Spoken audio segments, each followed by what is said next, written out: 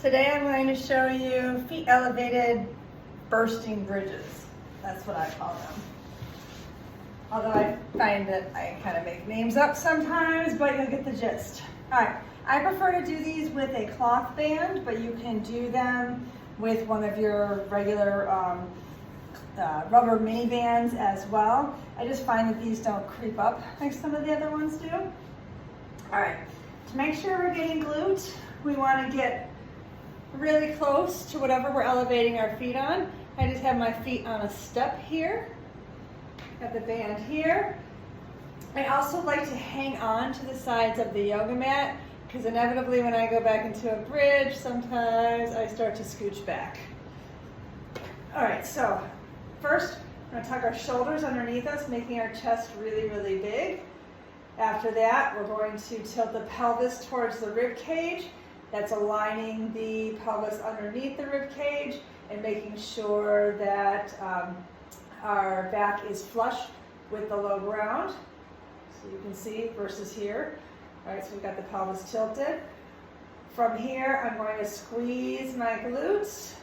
I'm going to pull my knees apart while it's staying pulled apart and my glutes are squeezed. I'm going to push on my feet and shoulders and raise my hips until my body is in one plane. I'm going to keep that burst as I lower down. Now, as I lower down, I'm also keeping my pelvis tilted towards the rib cage to keep my low back nice and safe. I'm going to let my legs come back to neutral for a break. So we've got shoulders tucked underneath, low back flushed, pelvis tilted towards the rib cage. Nice big burst. Brace that core, forgot about that. I like to brace by pretending someone's about to punch me in the stomach or tickle me, or just by creating pressure with air. All right, I'm pushing against the band, push down on my feet and my shoulders, I raise my hips, maintaining that tension in the band, keeping my pelvis tilted towards the rib cage. I'm gonna lower down and come back to neutral. You should be feeling your glutes. If you can't feel specific feedback, I just want you to think about feeling the muscles at least contract when you're squeezing. If your glutes are weak, you might not feel too much feedback in the beginning, so really just try and concentrate on connecting the muscle, the mind and the muscle, and really thinking about it. If you feel hamstrings versus glutes, you want to get your butt closer to your heels. If you feel too much quad, you want to do the same thing.